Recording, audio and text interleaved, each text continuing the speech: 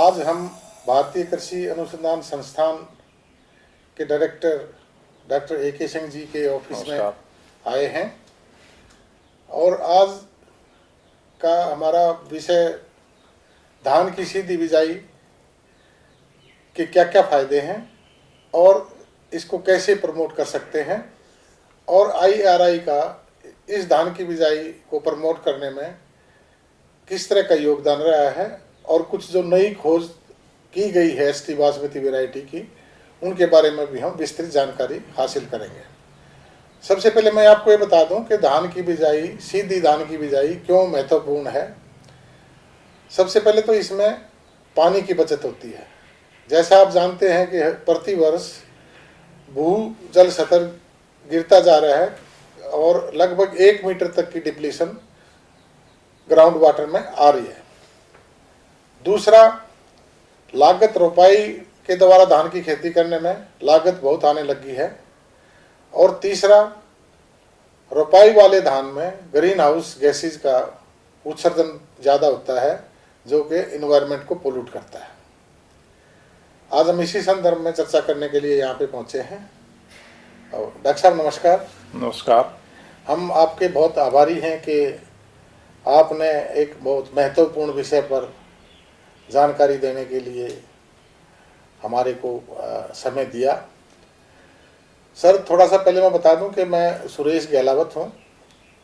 मैं retired additional director agriculture Haryana हूं और आजकल मैं न्यूजीवीडू सीड लिमिटेड कंपनी में धान की सीधी बिजाई को प्रमोट करने के लिए कंसल्टेंट के तौर पर काम कर रहा हूं। आपका व आपकी टीम का मैं बहुत आभारी हूं कि जिन्होंने धान की सीधी बिजाई को प्रमोट करने के लिए HT बासमती की 2 किस्में PB 1979 जिसको हम सुपरस्टार के नाम से मार्केट में डेमोन्स्ट्रेशन लगा रहे हैं और PB 1985 जिसको हम गोल्ड स्टार के नाम से किसानों के खेत पे डेमोन्स्ट्रेशन लगा रहे हैं उसको विकसित किया। और एमाजेंट हाइपर हर्बिसाइड का स्प्रे करने से जो धान की मुख्य समस्या DSR में आ रही थी, खरपतवार नियंत्रण नहीं हो रहा था, तो ये HT बासमती की वैरायटी विकसित करने से और एमाजेंट हाइपर हर्बिसाइड का स्प्रे करने से ये जो खरपतवार की समस्या है इसका मेरे को लगता है कि बहुत अच्छी तरह से हम इसका उपयुक्त प्रबंधन कर पाएंगे। जी सर, आज का मुद्दा यही है और हमारी आपसे यही प्रार्थना है कि आप इस जो ये HT बासमती राइस की जो विकसित किस्में हैं इनको किसान धान की सीधी बिजाई में लगाकर और कैसे खरपतवार नियंत्रण कर सकता है इस पे एक विस्तृत जानकारी चाहते हैं ताकि हम आपके वक्तव्य को ज़्यादा से ज़्यादा किसानों में पहुंचा सकें और किसान आप द्वारा दिए गए मार्गदर्शन के हिसाब से अपने खेत में ST बासमती की वैरायटीज़ को लगाकर पानी की बचत कर सकें, श्रम लागत की बचत कर सकें व ग्रीन हाउस गैसेज के उत्सर्जन में कमी ला सकें। तो डॉक्टर साहब प्लीज़ आप बहुत बहुत धन्यवाद आपका। और मैं विशेष रूप से न्यूजीवीडू का धन्यवाद करता हूं कि वे अपने तरफ से पूरा प्रयास करके और पहल लेकर के पूषा संस्थान से जुड़े और इन 2 नई किस्में जो हैं पूषा बासमती 1985 और पूषा बासमती 1979 इनको बड़े पैमाने पर किसानों के पास ले जा करके और उनका डेमोन्स्ट्रेशन करने का एक बीड़ा इस सीजन में उठाया है। पहले तो मैं बताना चाहूँगा कि ये 2 किस्में हैं क्या। जो पूषा बासमती 1985 किस्म है ये हमारी बहुत पहले से प्रचलित किस्म थी। पूषा बासमती 1509 सभी किसान भाई इसके बारे में अच्छी तरह से जानकारी रखते हैं। पूषा बासमती 1509 120 दिन के अंदर पककर तैयार हो जाती है और इसकी खेती मुख्य रूप से उन क्षेत्रों में करते हैं जहां पर धान की कटाई के बाद आलू लगाना होता है, मटर लगानी होती है, तो उस फसल चक्र में इसको हम आमतौर पे लगाते हैं। तो पूषा बासमती 1985 पूषा बासमती 1509 का सुधार करके बनाई गई है और इसमें हर्बिसाइड टॉलरेंस का जो गुण है वो है। जो ये विशेष खरपतवार नाशी दवा है जिसको हम इमिजाथापिर के नाम से जानते हैं, इस दवा का छिड़काव करने से 1985 प्रजाति को कोई नुकसान नहीं हुआ। लेकिन धान के खेत में जितने खरपतवार आते हैं और विशेष रूप से जब हम धान की सीधी बिजाई करते हैं तो उसमें खरपतवारों की समस्या बहुत ज़्यादा होती है। सभी खरपतवार समूल नष्ट हो जाएंगे। रही बात दूसरी किस्म पूसा बासमती 1979 की, इसका विकास पूसा बासमती 1121 से किया गया है।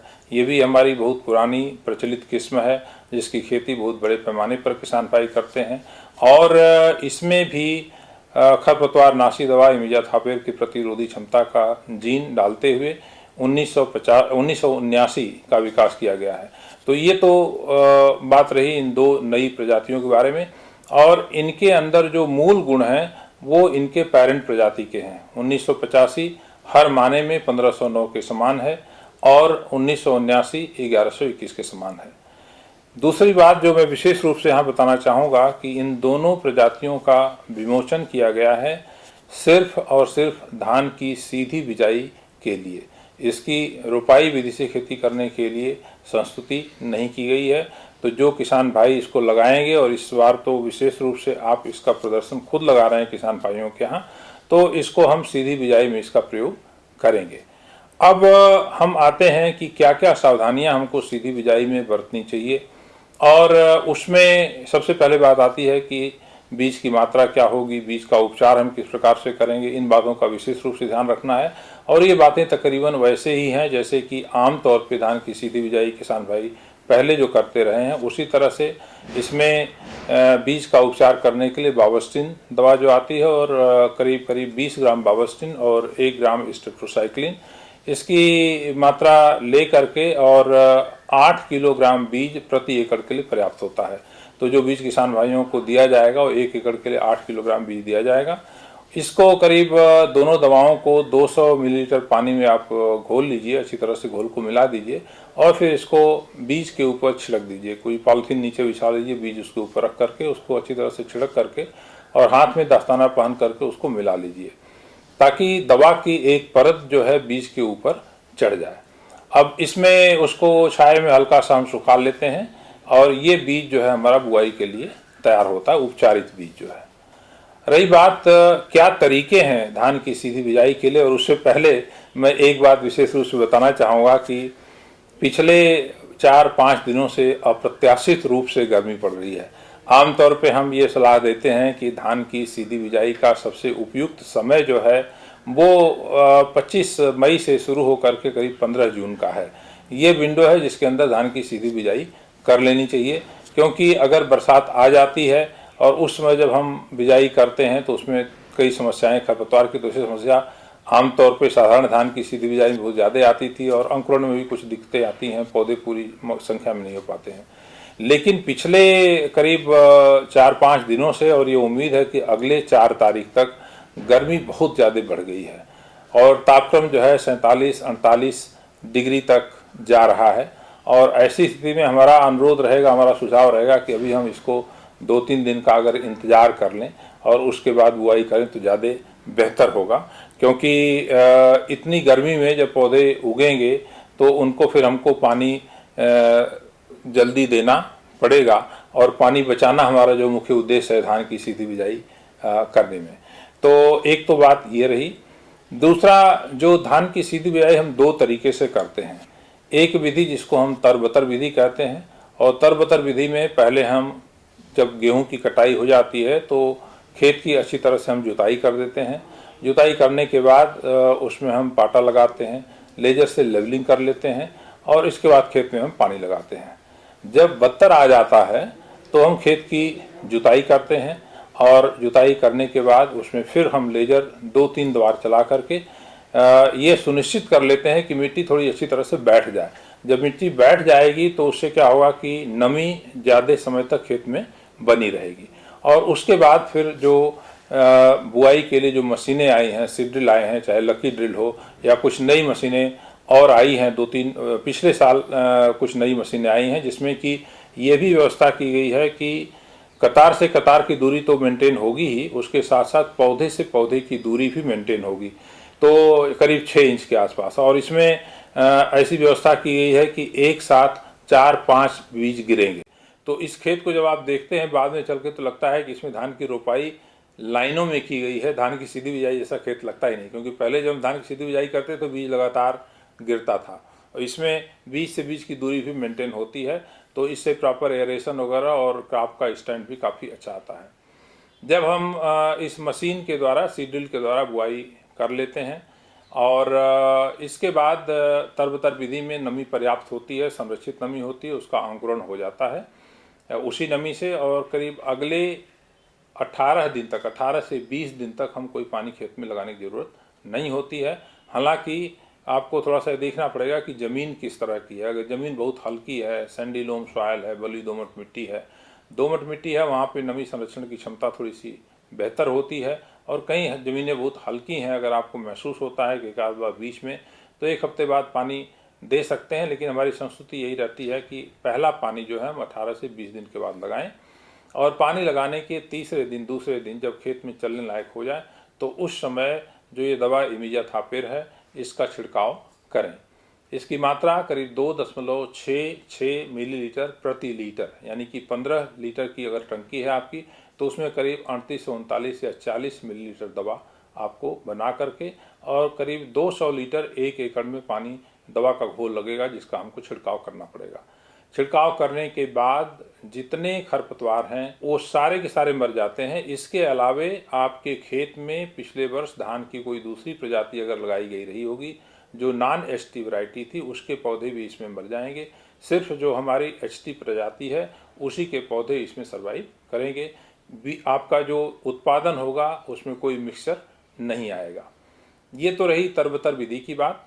इसके बाद दूसरा जो हमारा तरीका है बुआई करने का, और आजकल अभी हमारी किसानों से चर्चा हो रही थी, कल भी फ़ोन पे बहुत सारी वार्ता हुई, आज भी हुई गई किसानों से, तो उसमें ज़्यादातर किसान अभी जो बुआई कर रहे हैं उसमें आपकी गेहूं की कटाई करने के बाद फिर खेत की जुताई करिए, उसको अच्छी तरह से पाटा लगाइए, लेजर चलाइए और सूखे खेत में आप सीड ड्रिल के द्वारा जैसे कि बीज उपचार करने के बाद बुआई कर दीजिए।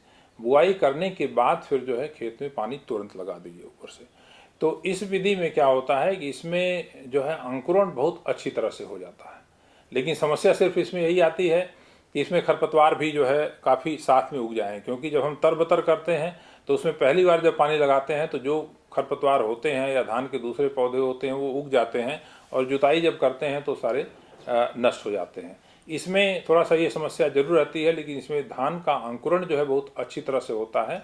और इस प्रकार से बिजाई करने के बाद फिर जो है करीब 18 से 22 दिन के अंतराल पर खरपतवार जब 2 से 3 पत्ती वाले हो जाते हैं तो उस समय हमको दवा का छिड़काव करना पड़ता है, और ये दवा बहुत ही कामगर दवा है। सारे खरपतवारों को पूरी तरह से ये नष्ट करती है और धान के ऊपर कोई प्रभाव नहीं पड़ता है।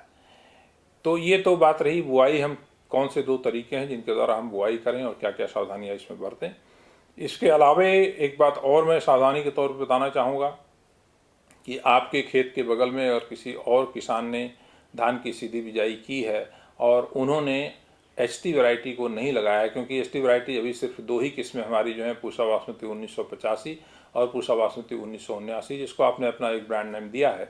और उस बैग पे जो है जो उसकी मूल किस्म है उसका भी नाम लिखा हुआ है, 1985 का भी नाम लिखा हुआ है, 1979 का भी नाम लिखा हुआ है। तो ये किस्में 2 ही किस्में हैं जिनके अंदर की खरपतवार नाशी दवा इमिजाथापिर की प्रतिरोधी क्षमता है। एक प्राइवेट कंपनी के कुछ हाइब्रिड आए हैं उसमें भी है। तो इनके अलावा जो धान की दूसरी प्रजातियां हैं उन प्रजातियों में अगर ये दवा का छिड़काव पड़ जाएगा या ड्रिफ्ट होगा तो वहाँ पे भी पौधों को नुकसान होने की संभावना है। तो इस बात का थोड़ा सा ध्यान रखें कि अगल बगल के खेत में जब आप छिड़काव कर रहे हो तो पहली बात तो वहाँ उस समय हवा नहीं चल रही हो जो छिड़काव का समय आप चुनें।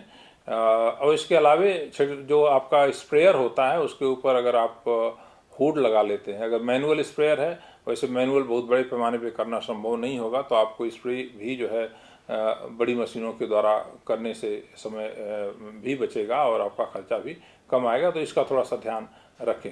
ये मूल बातें थी मैं बताना चाहता था। इसके अलावा एक बात और मैं बताना चाहता हूँ कि जो आपकी जैसे गर्मी भी बहुत ज़्यादा है और अगर आप बहुत सुबह उठ करके 4 बजे उठ करके या 3 बजे उठ करके बुआई का काम ख़त्म कर लेते हैं या खेत की जुताई करते हैं, तो उसमें तरबतर में जब जुताई करते हैं, दिन के समय जुताई करेंगे तो गर्मी इतनी ज़्यादा है कि मॉइस्चर जो बहुत जल्दी उड़ जाएगा। तो उसको संरक्षित करने के लिए या तो सुबह या तो फिर शाम को जब ठंडा हो जाए उस समय जुताई का बुआई का कार्यक्रम आप करें।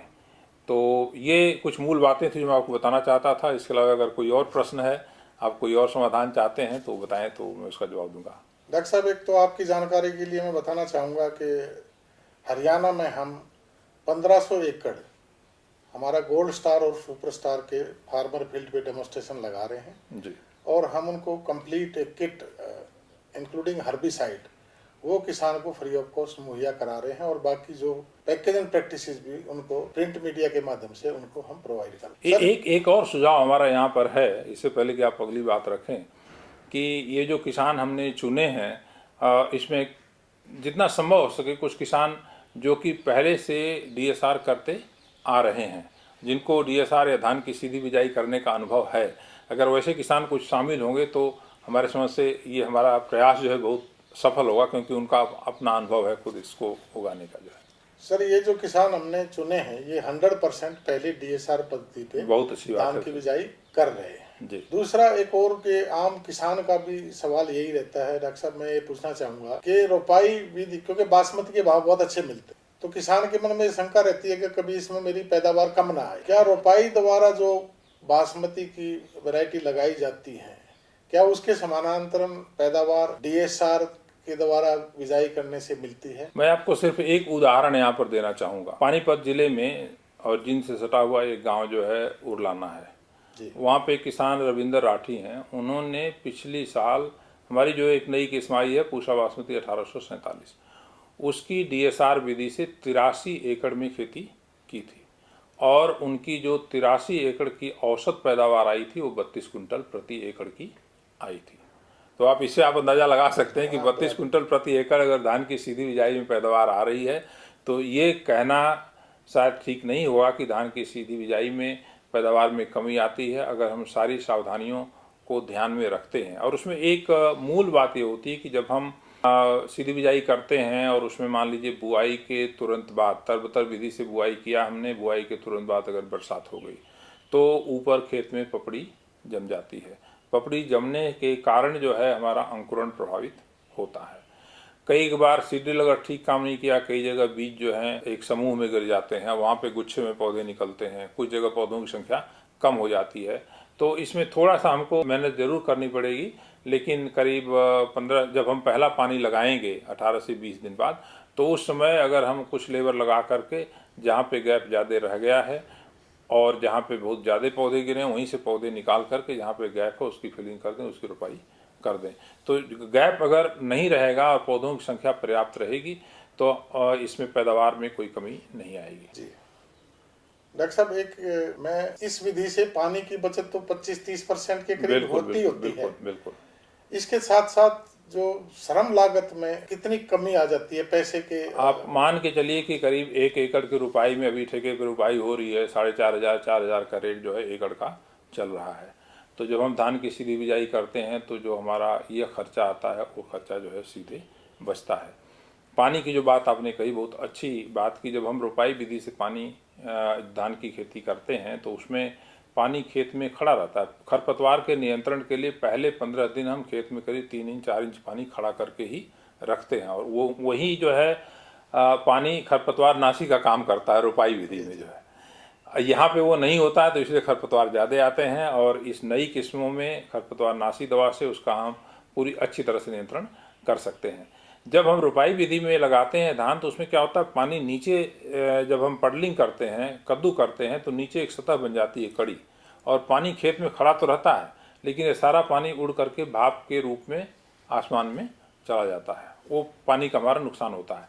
लेकिन जब हम धान की सीधी बिजाई करते हैं और इसमें बाद में पानी जो लगाते हैं वो पानी जो है ज़मीन के अंदर ही जाता है तो आपकी ज़मीन को ही रिचार्ज करता है, पानी का नुकसान जो है नहीं होता। तो उस दृष्टिकोण से भी पानी की इसमें बचत होती है। संख्या हो सकता है कई बार जो है सिंचाई की संख्या में आपको लगे कि हमको बहुत ज़्यादा फर्क नहीं पड़ रहा है, लेकिन प्रति सिंचाई जो पानी आप लगाते हैं उसमें काफ़ी बचत होती है।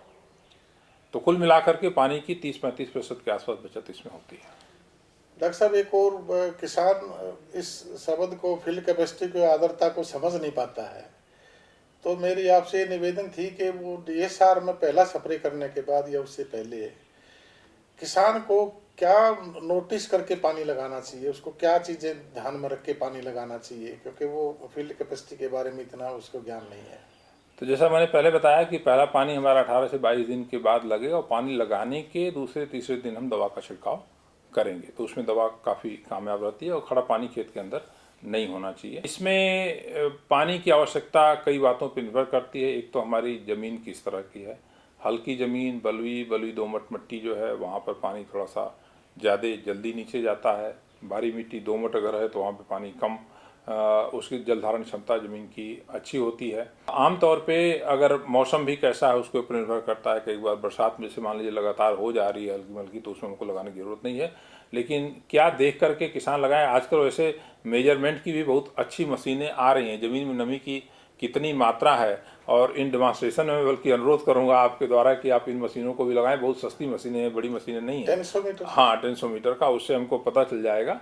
लेकिन अगर पौधे जो हैं मुरझाने लगते हैं, आप पत्तियों को देख करके आराम से, पत्तियां अभी चूंकि शुरू की अवस्था में लीफ की रोलिंग जो है उतनी ज़्यादा नहीं पता चलेगी, लेकिन जैसे जैसे अगर 25-30 दिन की फसल हो जाती है तो पत्तियां जब पूरे से खुल जाती हैं, अगर नमी की कमी होती है तो पत्तियां रोल करती हैं, मुड़ जाती हैं, तो इसका मतलब कि ज़मीन में पानी की कमी हो रही है और उनको उसमें सिंचाई कर देनी चाहिए।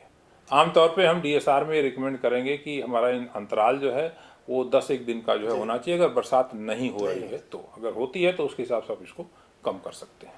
डॉक्टर साहब, एक आखिरी क्वेश्चन, क्या अगर हम रोपाई विधि द्वारा लगाएगी धान की फसल और DSR द्वारा बिजाएगी धान की फसल को, मिट्टी की उर्वरक शक्ति के बारे में देखते हैं क्या, तो DSR लगाने से कोई सॉइल हेल्थ में इम्प्रूवमेंट होती है रोपाई के कंपैरिजन में?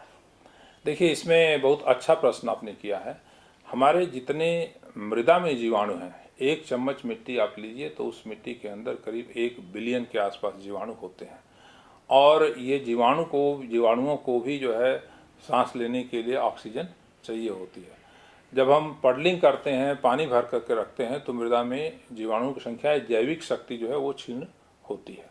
जब हम DSR में लाते हैं तो यहाँ पे जीवाणुओं की संख्या जो है बढ़ेगी, और आगे आने वाले दिनों में हमारा ये भी एक बहुत अच्छा शोध का कार्य है। शोध हम लोग भी कर रहे हैं, कई और कंपनीज काम कर रही हैं हमारे समझ से, कुछ आपसे भी संपर्क किए होंगे। एक प्रोडक्ट जाइटोनिक्स करके आया है, जी जी। और जाइटोनिक्स के अंदर ये जल धारण क्षमता है, और उसके साथ साथ उसके अंदर कुछ जो जीवाणु भी हैं जो नाइट्रोजन, फास्फोरस, पोटास की मात्रा को जो है खेत में बढ़ाएंगे। तो और बहुत सारे ऐसे टीके जो हैं वो विकसित हुए हैं जो कि धान की सीधी बिजाई में कामयाब होंगे और मृदा की जैविक शक्ति जो है वो बेहतर होगी।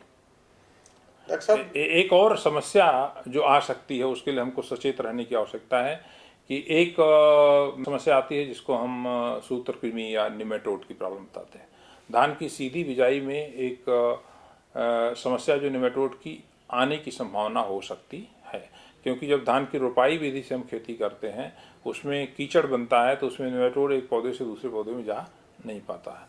लेकिन धान की सीधी बिजाई में एरोइक कंडीशन होने की वजह से उसमें कुछ संभावना होती है कि आगे आने वाले, जैसे जैसे रकबा बढ़ेगा आगे आने वाले दिन हो सकता है समस्या है, तो उसके लिए भी हमको सचेत रहना है और आगे इसके भी समाधान के लिए तरीके ढूंढे जाएंगे।